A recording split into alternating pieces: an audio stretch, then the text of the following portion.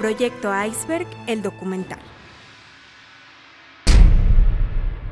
¿Por qué después de varias décadas de implementar políticas para la transparencia, rendición de cuentas y anticorrupción, la corrupción en los municipios no cede? Hay quienes dicen que la corrupción se consolida incluso antes de que los servidores públicos lleguen al cargo. Otros comentan que las estructuras informales contribuyen a la consolidación de la corrupción. La posibilidad de que las redes que conforman la corrupción, lo voy a decir así, y que operan al interior de la organización, su existencia no solo es porque logran adecuarse a las estructuras formales del municipio o de los gobiernos locales, sino que porque también tienen un grado de aceptación y de legitimación de los actores que están tanto al interior del municipio como fuera del municipio. Es decir, yo creo que si aceptamos la existencia de corrupción al interior de los gobiernos locales es porque a lo mejor también es funcional. Y en ese ser funcional a algo, a la estructura, a la dinámica, se torna legítima. Algunos piensan que la corrupción se ha normalizado entre la población. ¿Cómo se normalizan ciertas conductas que tienen que ver con cómo yo me identifico como ciudadano, cómo yo me identifico como profesional, cómo yo me identifico como funcionaria pública y cómo es mi responsabilidad con ese ciudadano que me escogió directa o indirectamente? Porque o me escogió directamente porque yo soy el líder de ese municipio, o me escogió indirectamente porque delegó en mí la función de escoger a las personas que van a servir a esos ciudadanos.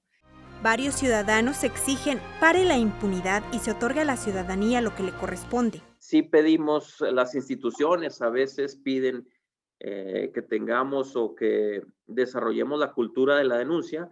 Sin embargo, pues organizaciones que nos dedicamos a esto, ¿no? A investigar, a hacer Contraloría Social y denunciar los casos que identificamos con un equipo dedicado a esto, vemos que es sumamente difícil avanzar en detener la corrupción y combatir la impunidad. Entonces, pues, ¿qué esperanza tiene pues ya el ciudadano de a pie, al que muchas veces invitamos a que denuncie, a que esté ahí identificando y denunciando y exigiendo? Si nosotros lo tenemos ya pues muy identificado, que con las denuncias muchas veces no pasa nada. Porque es un problema que incluso ha cobrado vidas. Accidentes en carreteras mal diseñadas, mal planeadas, etcétera. Y decir que, bueno, son cosas que suceden, ¿no? O personas que no están recibiendo los tratamientos médicos adecuados por cuestiones asociadas a la corrupción y decir que son cosas que suceden, ¿no? Me parece que incluso más que normalizarlo, lo que estamos haciendo en realidad con eso es incluso banalizar la corrupción. Que ha salido a la luz a colación de otras suertes. Porque recuerdo haber estado como brigadista y cuando yo estaba en el centro de la ciudad viendo mucho de lo que pasaba, al siguiente día del temblor, y un poco viendo las noticias, pues me enteré o supimos todos que muchos edificios o viviendas pues eran parte de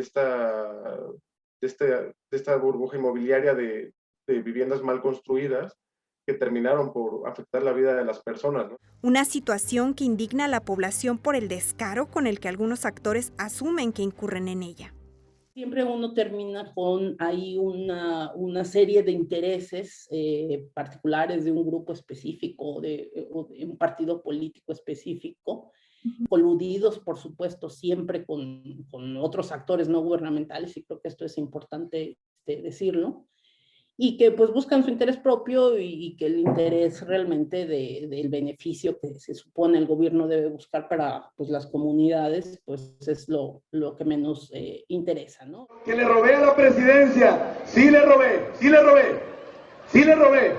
poquito porque está bien pobre, poquito, le di una resuradita, nomás una resuradita. La corrupción se posicionó en la agenda mediática en México en últimas fechas, con la conformación de un Sistema Nacional Anticorrupción y sus homónimos en los estados, estructuras que presentan demasiadas áreas de oportunidad, que dejan entrever que es necesario ir más allá del nivel federal y estatal. pues la participación ciudadana y la vinculación entre autoridades. Evidentemente la participación ciudadana en cualquiera de sus formatos es necesaria, pero muy probablemente no sea suficiente para poder determinar como una variable importante que nos pueda determinar que la innovación se da solamente a partir de eso. La implementación de la tecnología e incluso la legislación son factores que no han contribuido en mitigar este mal. Es por eso que Proyecto Iceberg pretende llegar al fondo, conocer cómo se consolida la corrupción en el ámbito municipal, pues existe la idea de que el municipio, al ser el nivel de gobierno más cercano a la gente, sería el más fácil de hacer que rindiera cuentas. Pero esto no ha sido el caso. Entonces, ¿qué ha ocurrido en los últimos 30 años con los gobiernos municipales? Más o menos por los 90 hubo un fuerte movimiento de descentralización. Eran organismos internacionales y gobierno federal en México que incurrió como en un fuerte proceso de reforma administrativa para descentralizar política pública y recursos, sobre todo recursos, a los gobiernos municipales. En realidad, a nivel municipal comenzó un poco antes, en el 83, pero en los 90s hay un fuerte impulso de descentralización económica, fiscal.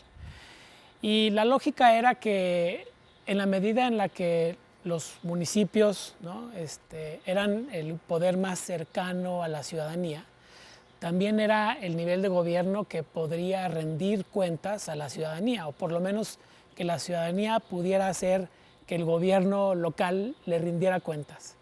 Y ese fue como uno de los argumentos principales para apuntalar esta reforma de descentralización.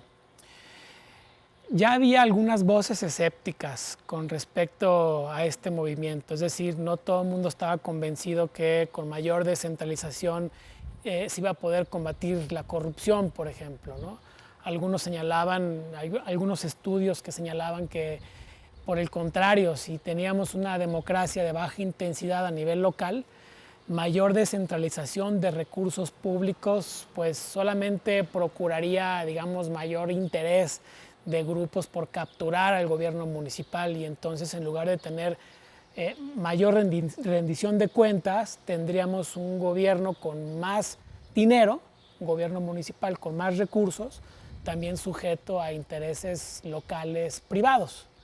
Y ese es uno de los grandes debates que surgen en los 90. Más adelante, investigadores de diferentes lugares del mundo, observando datos de lo que ocurrió en aquellas épocas, pues se dan cuenta que en realidad entre el gobierno crecía, entre que el gobierno tenía más recursos, pues también crecía la corrupción, especialmente en aquellos países que se conocen como no desarrollados, ¿no? Es decir, aquellos países que no tenían una larga tradición democrática o una democracia muy bien consolidada, era en donde este fenómeno de la descentralización y mayor corrupción se vio con mayor claridad.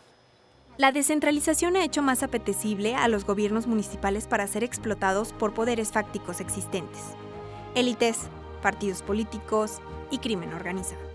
Pero que, de acuerdo a los datos que tiene en su poder Proyecto Iceberg, esta captura se ha logrado en parte por la mala calidad de las instituciones democráticas en el nivel local, que en efecto ha servido para promover que la corrupción se vuelva la regla. Desde los 90 a la fecha, los recursos reales per cápita de los gobiernos municipales en promedio han incrementado 10 veces. Esto quiere decir, por ejemplo, que en un municipio promedio que en 1993 tenían 150 pesos para gastar por ciudadano, para el año 2010 el alcalde de esta localidad tendría ahora 1,500 pesos por ciudadano. En México los gobiernos municipales han recibido un nivel sin precedentes de recursos públicos en los últimos 30 años más o menos. Es una cosa importante, es decir, incluso aunque la población ha crecido en los municipios, el recurso que reciben per cápita ha incrementado de manera muy importante.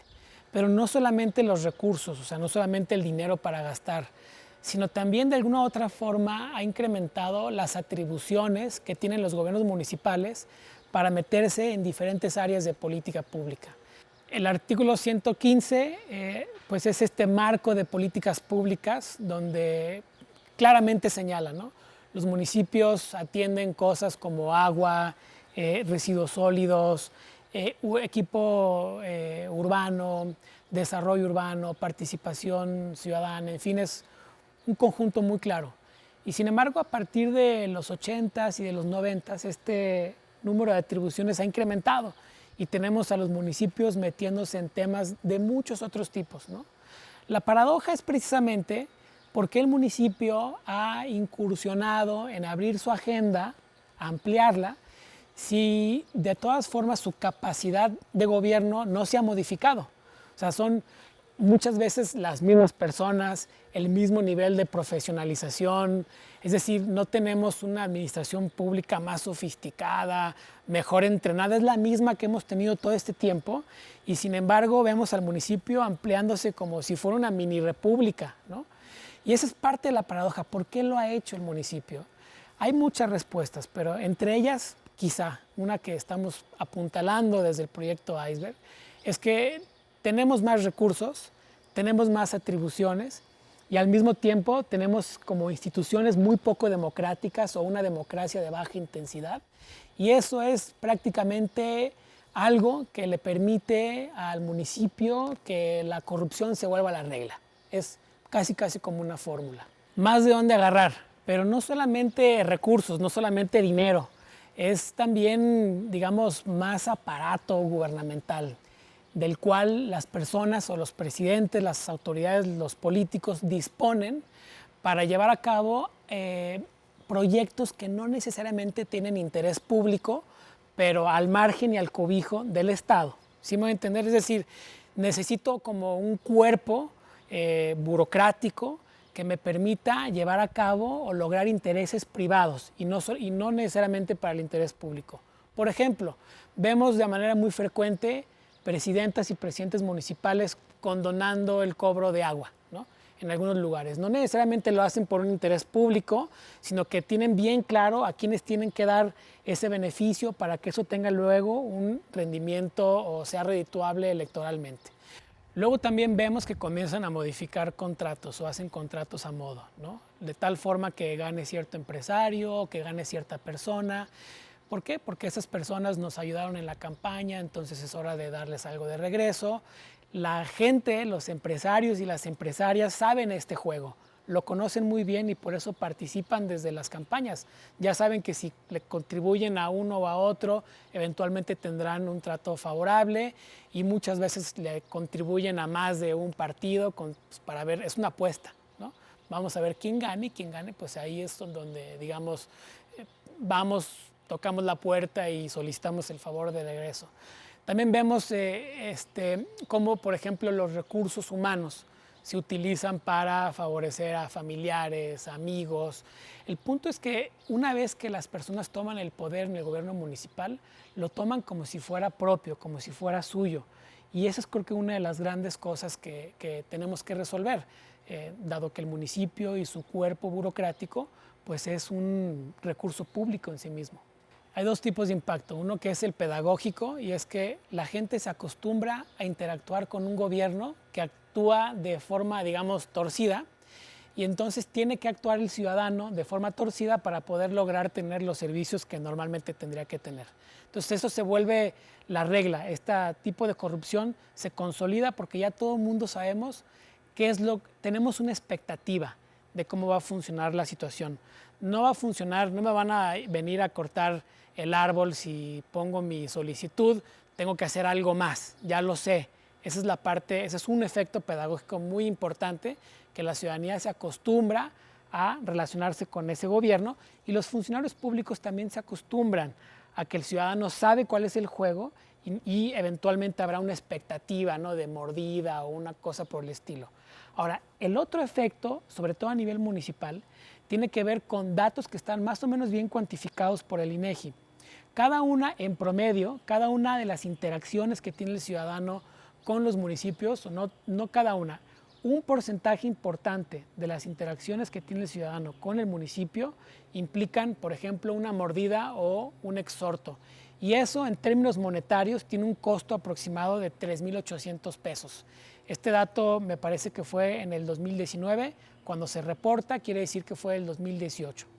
Ahora bien, si tomamos en cuenta que el INEGI también calcula que de todas las interacciones que tiene el ciudadano con el gobierno municipal, un 30% incurren en un acto de mordida, pues te imaginas en la cantidad de recursos, no solamente en un municipio, sino en todo el país donde hay más de 2.400 municipios, la cantidad de recursos que se están drenando por ese canal. Estamos empezando a entender la corrupción como más allá del fenómeno social que ocurre con los gobiernos, ¿no? Con el partido político, con el servidor público o con la administración local, sino es como toda la forma en la que nos estamos relacionando con el gobierno, cómo la ciudadanía interactúa con aquellos que los están gobernando. Ciudadanos y Ciudadanos por la Transparencia durante mucho tiempo tenía como la pregunta de cómo se está manifestando la corrupción aquí en nuestra ciudad. Cancún y Quintana Roo en general es un estado nuevo, son ciudades nuevas con una relación muy distinta entre los gobiernos y la sociedad por la forma en la que se creó el Estado, ¿no? Y por la forma, sobre todo la forma en la que se creó la ciudad, que tiene 50 años de existir, que a diferencia de cualquier otra ciudad del país, surge como un proyecto económico que después se convierte en una ciudad. Esto mismo tiene un impacto, obviamente, en el sistema de gobierno y en cómo la ciudadanía se está relacionando con el gobierno. Y en este caso, la ciudadanía surge después de surgir los clientes, ¿no? O sea, estábamos clientes para un proyecto económico y de esa clientela o de esos proveedores surgió una ciudadanía. Entonces nos interesaba muchísimo entender cómo se estaba dando esa relación entre ciudadanos y gobierno y qué tipo de corrupción se estaba manifestando propiamente en el municipio. Porque en el estado pues, hay diferencias monumentales entre los municipios. Por ejemplo, Tompe Blanco, que es una ciudad fronteriza, que tiene más tiempo de existir, donde todas las personas trabajan en gobierno, mientras que nosotros, como ellos mismos dicen, somos en el norte los que padecemos a los gobiernos, ¿no? Entonces, las formas o las manifestaciones de corrupción que se dan en Tompe Blanco a que las que se dan en Cancún o las que se dan en comunidades mayas o estados donde hay municipios donde hay comunidades mayas, las manifestaciones de la corrupción se dan de diferente manera, nos hizo preguntarnos pues, cómo se da para poder atenderla, ¿no? Pues encontramos que el efecto en los funcionarios públicos es gravísimo, porque este tipo de corrupción sistémica, que no es algo aislado, sino que es el contexto en el que los empleados trabajan, determina sus acciones, ¿verdad? Estas son las reglas informales que determinan quién se contrata y cómo trabajan. Entonces hay que pensarlo de una lógica totalmente diferente. O sea que estas no son acciones de funcionarios públicos que se están desviando de las reglas, estos son los resultados de funcionarios públicos que están siguiendo las reglas que imperan en ese municipio.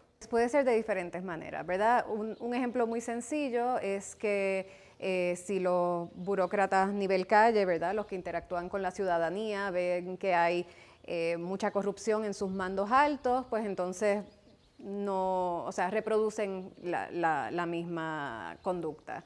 Eso es un escenario. Otro escenario es que esta manera de hacer las cosas con los ciudadanos se vende como que es la correcta. Un ejemplo de eso puede ser, vamos a atender solo o con preferencia a los ciudadanos en las colonias que votaron por esta administración municipal. Y ahí se concentran los servicios municipales, ya sea de seguridad o de servicios de apoyo a la comunidad. Entonces, también otro escenario, el de las extorsiones. Y ese sí nos sorprendió mucho. Nosotros pensábamos que muchas de estas cosas tal vez eran policías aislados o funcionarios aislados, y lo que encontramos es que son redes y que ellos no se quedan con ese dinero. Ellos se quedan con un poquito de ese dinero, pero ese dinero sube a diferentes ¿verdad?, actores, a veces, a veces sube al presidente municipal, a veces sube al partido, a veces sube al crimen organizado. Son múltiples redes operando en un mismo contexto municipal. O sea, es un fenómeno sumamente complejo, pero que no es aislado ni nadie por su cuenta. Son se estructuran estas maneras de operar y, como nos dijo una persona que entrevistamos, están ya institucionalizadas.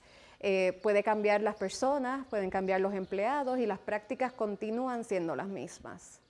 Sí, el municipio está desacreditado, es decir, tiene tiempo que la ciudadanía no confía mucho en el gobierno municipal, y esto lo sabemos también de encuestas de tiempo atrás que se han hecho en la Secretaría de Gobernación cuando preguntan sobre la confianza que tienen diferentes instituciones. El gobierno municipal tiende a rankear por bajito. Sin embargo, hay otro fenómeno muy interesante que observamos en estudios preliminares y tiene que ver con la disposición de los ciudadanos para utilizar como sus palancas o para tratar de buscar dar una mordida para lograr tener un servicio público al cual debería tener en principio derecho a obtener. Y lo que observamos es que en la medida en la que el ciudadano percibe que el gobierno es corrupto, en esa medida también el ciudadano está mucho más dispuesto o cree necesario tener que ofrecer una mordida o buscar una palanca para poder tener acceso a servicios públicos. A inicios del año 2018, Ciudadanos y Ciudadanas por la Transparencia estábamos muy interesadas en conocer el comportamiento de la corrupción en el municipio de Benito Juárez. En diferentes escenarios, conferencias y foros habíamos visto el trabajo del doctor Mesa.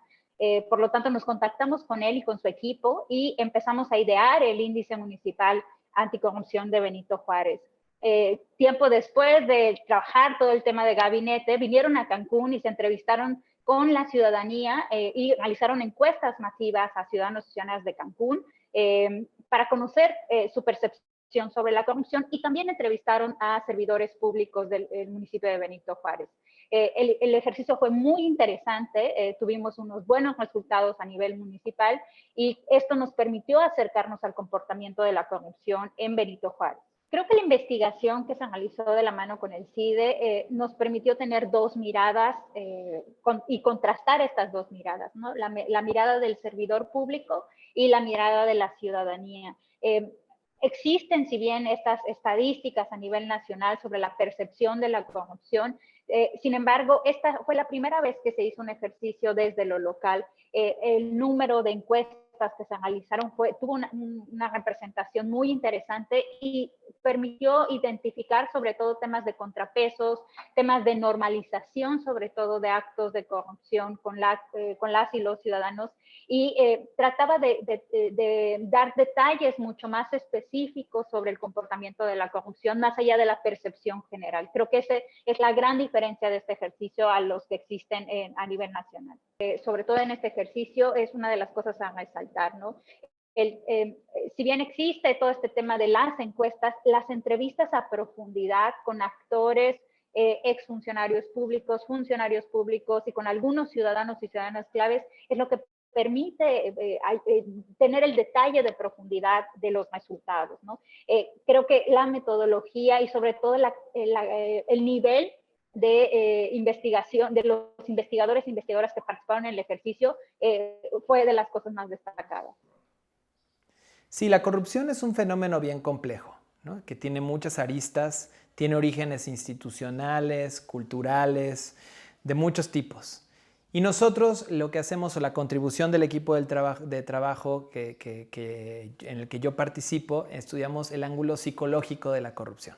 Entonces, la corrupción muchas veces se ve como un fenómeno en el que dos personas se ponen de acuerdo explícitamente de que alguien le va a dar un soborno a otra persona, ¿me entiendes?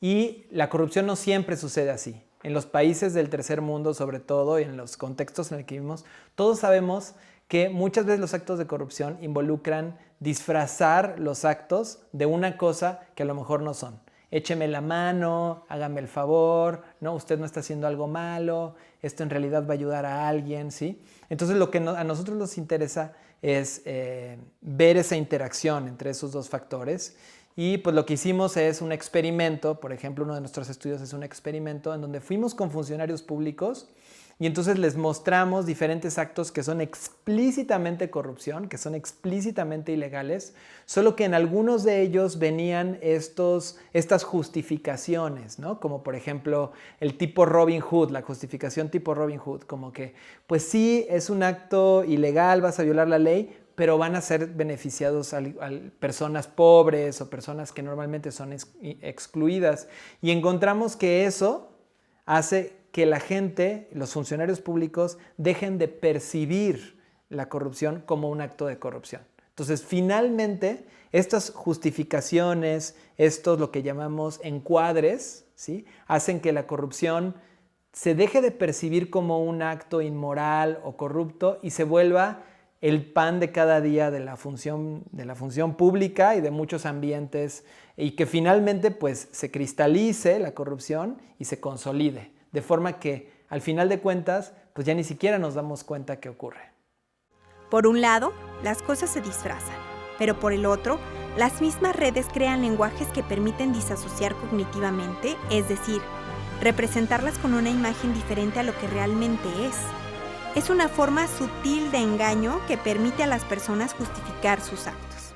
En las alcaldías nos decían diferentes justificaciones para las acciones, ¿verdad? Algunas de estas acciones no se veían ni tan siquiera como corrupción, por ejemplo, las que favorecían al partido político.